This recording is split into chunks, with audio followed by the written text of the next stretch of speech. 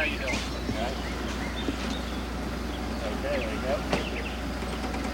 Right out to the left.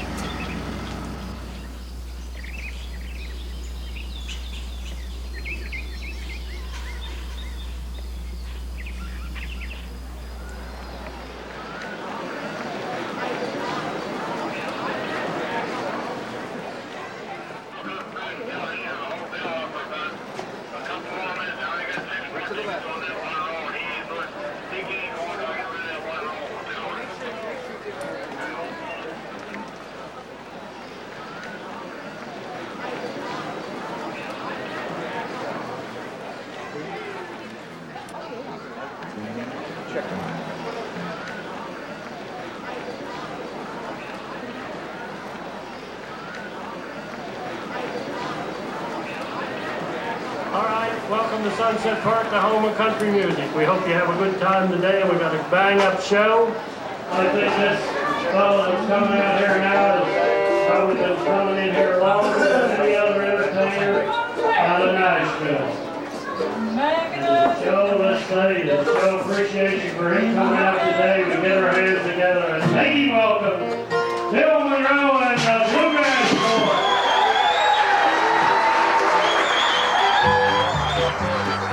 Well, I started coming here working back in 1948, and Roy Waltman was on the place and manager. He really treated me awful good, and of course he passed away then later on, and his son Lawrence taken over. And I appreciate their good friendship, and it's just wonderful to get to come here and see all my friends and fans and play for them and talk to them. You know, this and Ponderosa Park in Salem, Ohio, are the only two country parks that I know that are left. And yeah, they're a dying breed. I mean, they're just as important to Americanos the 6.5-ounce Coke, you know, or the cheeseburger, or an Elvis Presley record, or a Hank Williams record, you know. This was the stage for it. And like I said today, it hasn't always been so easy to sit down on the couch and watch Ralph Emery or CMT or TNN, you know. You used to have to go really hunt for country music if you were a country fan. And this is one of the only places in the area that you could find it. And I think that should be remembered. I know of a couple other parks, but none of them have been in existence this long. None of them are as well known as this place. You might bring up a name or two of an old park to an entertainer who's been around a while. Oh yeah, I heard of that place. But everybody knows Sunset, and I've heard certain stars say that next to the Grand Ole Opry, this is where everybody wants to play, and I think it's really important. It's a part of country history, and I just hope it keeps going for another 50 years or more. John Henry was a little bitty boy. Well, I think this is one of the first parks that I ever played from the Grand Ole Opry, and I've been coming here ever since. That's been over 40 years ago that I came here first. I think it's a vanishing breed. I think Sunset Park is a rare jewel and a treasure that ought to be preserved, maybe, because there's just not any place like this around that I've seen. There's the Grand Ole Opry. When we go out on the stage of the Opry, I still get that kind of feeling. You still get those kind of butterflies that relate to the tradition of country music. We are the western half of country and western music, and there's a long tradition of people who did western type of music in both at the Opry and obviously at Sunset Park. So that's where we are, right square in that tradition. I used to get the feeling of the days of Roy Acuff and Hank Williams, and when they used to come here, and still got the same atmosphere, you know, we had back then. Nothing changed too much. The stage is the same, and the seats are the same. And it's just a good place to meet fans. We don't get isolated from the fans here. You get to meet them personally when you come on stage, and that's a big part of our music. We just have a good communication with the fans on all the bluegrass festivals we work. It's that way here at Sunset Park. You know, when you're dreaming about starting in this business, when you're dreaming about becoming a part of this business, you think and you read about all the different places where everybody's working. I remember reading about this park, you know, and thinking, now that'll be one of the places I'll get to go play. And a lot of our other parks that I read about over the years, and they're gone now. You know, most of this coliseums nowadays and big outside, like yesterday, we was in Crisfield, Maryland, a big outside deal, about 15,000 people, Travis Tritt and Holly Dunn, and Marty Stewart and Pam Tillis and Sammy Kershaw, a bunch of them on it. But that's what you get mostly nowadays. But back in the old days, there was a lot of these kind of parks. I sang on back then. Of course, I was hunting girls then, so boy, I couldn't wait to get to one of them. But I'm 65 now, and I got a little girl 10, one 11, so I don't chase them no more. You slow down after a while, no matter what you do. I started coming to Sunset Park in 1962. When I first got interested in bluegrass music, the first band I came to see here was Lester Flatt and Earl Scruggs.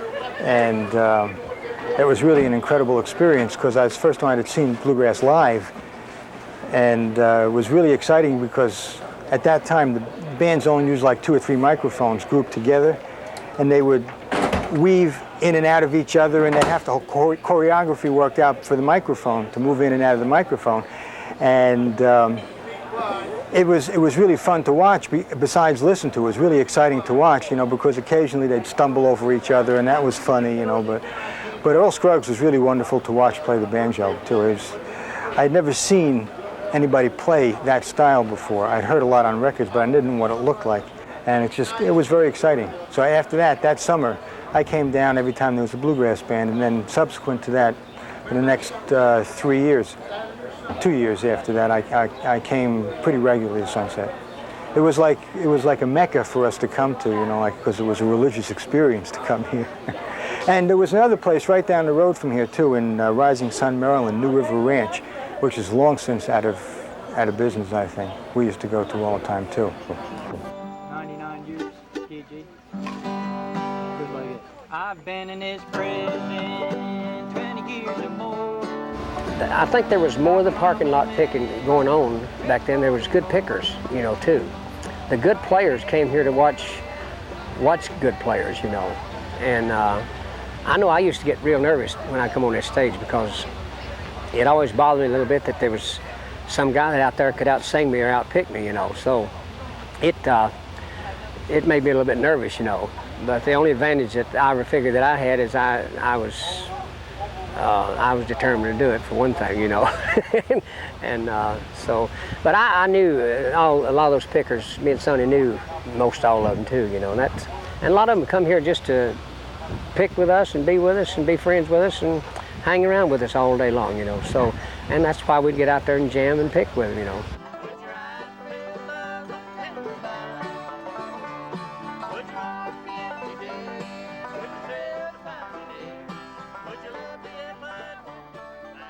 I dare say, if it's not sounding too boastful, that I have worked this park more than any one artist. Uncle Roy, who founded this, was one of my greatest fans and dearest friends back in the 50s. And I was working out of Baltimore, did an early morning radio show for Johnny's Used Cars on 5 days a week on Fayette Street there, and broadcast on WBMD. And I had just the first couple of records out. And Uncle Roy heard me, and I came up and had a little meeting with him along in February of '52. And he made a deal with me that he would use me every Sunday that I wasn't booked somewhere else. So all I had to do was say, Uncle Roy, I need to be off 2 weeks from now. I gave him 2 weeks each time. He said, well, I said, I got to go to Santa Fe Ranch or Himmelreich's Grove or something like that. And he said, well, when are you coming back? I said, well, 2 weeks. He put me down again. But I believe I played here 23 Sundays in 1953. You would think I'd wear my welcome out. I don't know, but it was a real pleasure. Dad was about 60 years old when he started the park, and that seemed like awful old to start a completely new business that you'd never had no interest in or knew nothing about it. And it's completely different for him. But he liked music and he liked entertainment, so he decided that the farming wasn't paying very good, so he thought there was an easier way to make a living. So he got into the park business, and he built the park, started in 1939, and then we opened in the spring of 1940. So he was always interested in that and baseball. He liked baseball, and when we first opened, we had a baseball team here and played ball every Sunday, but during the late 40s and 50s, the baseball team was cut out. But he was He was interested in all kinds of entertainment. Uncle Roy was kind of tacked on to him after he got started because you know that all the entertainers had a logo on them. There was Uncle Jack here up here in Pennsylvania and Cousin Lee down in Delaware.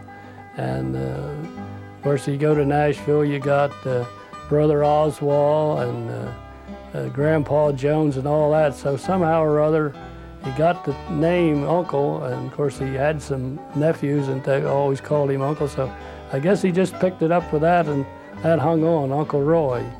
So it just stuck with him for the rest of his life. The first park that started around this area was C-Bar C up at Elverson, Pennsylvania. And he would go up there and they had shows, but they were more like a Western type show, Western music, Western swing.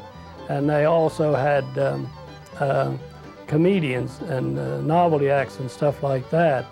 And they started, I think they started around 1934, and he used to like to go up and see their shows, and from that he thought, well, he'd like to have a park of his own, so that's why he started Sunset Park. When he looked around to see if he could find a place where to build it, and he couldn't find no suitable location to him, so he thought, well, I got a place right here in the farm where there's a grove of trees, and I'll just put it there. So then that's where why he put it there, because there's a pretty nice stand of trees there to start with, big old trees. And then after he got some of the buildings built, well, then we put in a lot more trees. When he first started, he had a lot of trouble getting backing. Nobody wanted to back him because it was so new an idea, and nobody knew a thing about it, so backing was pretty hard to get. But he did find a lumber company here close that offered to furnish the lumber and so forth, and he got her built. And with that and the help of a sawmill that sawed a lot of the lumber for him. Dad went out there. Of course, we did a lot of work out there in the evening, and when you go out there in the evening when the sun's setting, it's about as pretty a sunset as there any place around. Of course, they got all the foreign countries and all these other places have beautiful sunsets, but if you go out there in the evening when the sun's setting, you can look over miles of country and see the sunset, and it really is a beautiful sunset there. And I guess that's where he decided to call it Sunset. It seemed like an odd name at that time, but it stuck through us for years now, and it's still Sunset Park. Well, he said there was easier ways to make money than farming, so he said he was going to go to the park business and I could farm the farm. So we farmed the farm on the shares with him for several years, and then finally, before he died, I bought the farm from him, and we've been farming ever since. The first year wasn't very successful because people didn't know about it, and it was something real new to the area, and it just wasn't a big bang up year. But then the second year, why, we got a fellow out of Baltimore by the name of Happy Johnny and had a country band, and he come in and he got a lot of the acts and helped put the show on. But the main thing he done, he had the advertisement. He was on the radio in Baltimore all the time, and he really helped bring the people in from Baltimore and really advertise us further than just right around here locally. So that was a big help. And then the next year, why, we had the home band was North Carolina Ridge Runners, and they come in, and just so happened that there was a young girl playing with them that I kind of had my eye on, and finally ended up, I married her. I was born in the southwestern part of Virginia. It's the last county down in the corner, in a little place they call the post office dot, and that's all it was, a dot. But my home was at Stickleyville, and it wasn't much bigger than Dot. And there was nothing to do there as far as work, and I came up here because I had other family living here, and I came up here to get work, and then I got into the music business, and that was it. I started in November of 1941. I joined the North Carolina Ridge Runners, and they were on the radio in WDEL in Wilmington, Delaware. And we worked dances and carnivals, and then in the spring of '42 we came to Sunset Park to be the home band. And that's where I met Lawrence, and he wouldn't let me leave. I quit with the Ridge Runners when I got married, and we got married in 1943. And I quit playing music, and then I didn't play anymore until in the middle '60s. Ola Bell and Alec were both sick, and they wanted me to take care of the band until they got better and got back to the park, because they were the home band. And I played with them from then on until in '78. I quit again. The northern migration brought a lot of the music from the south into this area, and even today there's a lot of second-generation musicians that are in the area. Most of the farms here were owned by people that had worked and saved their money and bought the farms. So I always said to take the southern people out of this end of Chester County, why half the population would be gone. After the war started, why there was a lot of people come up from the south and from different areas to work in the defense plants around here.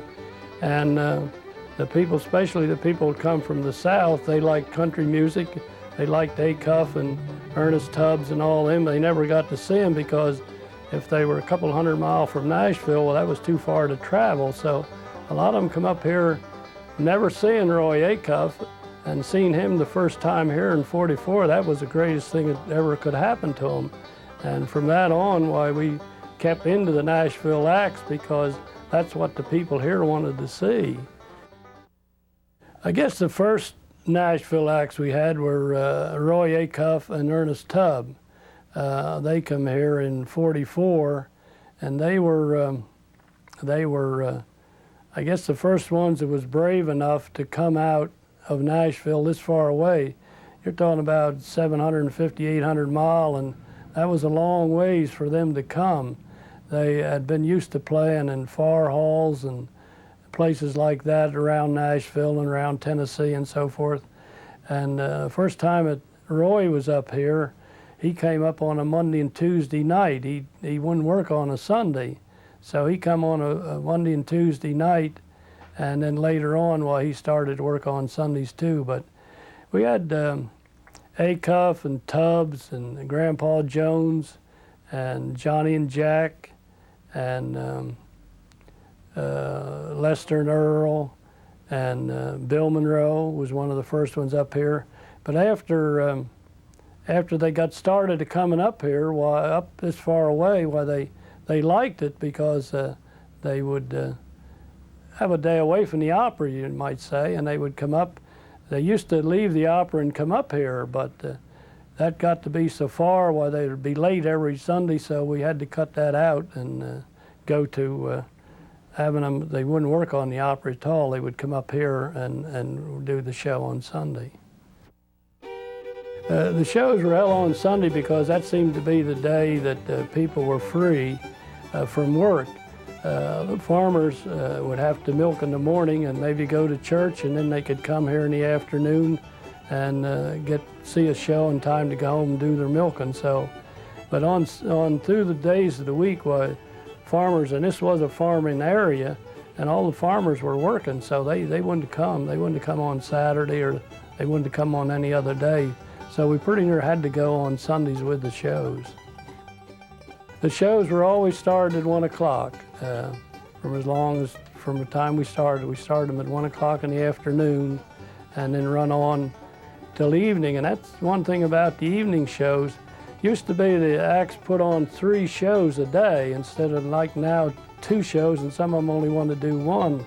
They would do 3 shows, and that would make 9 shows during the day. And that would sometimes it would run to 11, 12 o'clock at night. I have seen them run as late as 1 and 2 o'clock at night out there, and that made a long day. But then later on, well, the acts only wanted to do 2 shows, so then we had to cut down to each act did 2 shows. We had different MCs over the years. I guess one of the first ones that was that I remember a lot about was Wild Bill Price from up at Coatesville. He was a disc jockey there, and he would come down here on Sundays and MC our programs. And we've had several over the years. Ray Davis out of Baltimore, and was MC here for several years. And Alex Camel did the MC work. Of course, he had a band here, and he would have his band play each Sunday, and then he would MC the other shows. So we've had a bunch of MCs, and I do most of it now. Ola Bell and Ellie got me started at it, and then when they quit, I guess I just thought, well, somebody had to do it, so it might as well be me. The 50s was pretty good for us. We were bringing in a lot of the Nashville acts in, and a lot of the bigger wheeling acts. And 50s run along pretty good. And as I said before, Dad died in '57, and things were rolling right along then, and that's why I guess that Hazel and I decided to keep on going with it, because it was going pretty good. And there was new acts coming along, Patsy Cline, and then come along in the 50s and 60s, you come into Loretta, and Conway come along later on, and they were good draws for us. They worked, Conway and Loretta worked something like 17 or 18 years here, pretty near every year. And of course, Bill Anderson come along, and Porter Wagner. So they kept on coming on through the years. There would be new acts that you could bring in every year, and that's what we were doing. We'd try to bring in 4 or 5 new acts each year, so that people wouldn't see the old ones all the time. A few of the old ones you could keep on with. You could keep on with Grandpa Jones and Acuff and Bill Monroe and Tubbs and some of them. You could keep them year after year, but you had to change, get some new faces in every year, because you were going to run out of entertainers. I came at least 35 years ago, and at that time I played mandolin with Don Reno and Red Smiley. I was a Tennessee cut-up. I can put it pinpointed, I was 18 years old, or 19, and I'm 57, going on 58, so that's how long I've been coming in the area and knew things about Sunset Park and the shows that go on here. Met a lot of wonderful people here. I've known them from middle age to old age. I've known some of the kids, watched them grow up to be fine ladies and gentlemen, and so it's a kind of an American tradition of country music parks here at Sunset Park. It's sort of one of a kind anymore, and it's unfortunate that there aren't many more like it, which I think would be very hard to find another one like this. Country parks were, as you well know, well, there was Ponderosa Park, there was this one, New River Ranch, I think, was a biggie. But country parks, you know, were just a genuine, like bluegrass festivals. Bluegrass festivals were a big trend there for a while. Now, amphitheaters are the rage, you know. I think this was the forerunner to a bluegrass festival or an amphitheater, you know. I have a tape of Flatt & Scruggs playing here in 1953, you know. And it's great because Earl's, the head on his banjo is one of those old hide heads. And it was raining, you could hear the roof hit, you know, the rain hitting on the roof. And you could hear Earl's, the banjo head just getting soggier and soggier and soggier, you know. But, you know, I've chased this park for a long time. I love all those old parks, but this is by far my favorite one. At one time, back, you know, like 25 or 30 years ago, there were several of these parks in Ohio and Indiana, and if we could work the Opry on Saturday night, and sometimes it would be hard to get to some of the parks, but you could work. That was a big thing. You could work the Opry on Saturday night and then leave say at midnight, and you could drive out and work every Sunday. There were about that many parks, I guess, that you could work nearly every weekend or every Sunday at an outdoor park similar to this one here. Well, it was a lot of them up this way back in the, well, late 30s on up through the 50s was their heyday, I think, and maybe into the 60s. I think they really came into being when it was quite a transition and migration, I guess, of Southern people into the northern area because of the work possibilities during the Second World War. And they came up here, and some of them were in service, and they met girls up here, and they found that there were more jobs available. And a lot of them stayed. They found that the people up here, at that time, I think really the Second World War was the meshing of country music, because the Southern boys and the Northern boys were all together on the ships and in the service, and got acquainted with it and found out that people up north liked what they was doing in North Carolina. And I find that my audiences in the New England area and up north of Mason-Dixon have been per capita much better than the South, really. And I think one of the reasons for that is they got so many good pickers in the South that they aren't amazed at what we do. You go down there and shake a bush and want to fall out good as you are. But I really think that had a lot to do with it. And a lot of them went from the coal mines and Appalachian area into the motor cities like Detroit, Cleveland, and Akron, Ohio.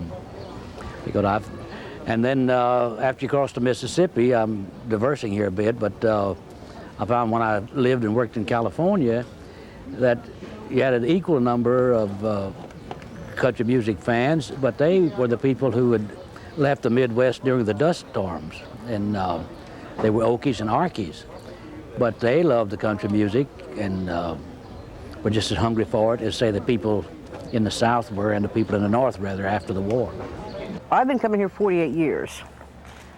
1944.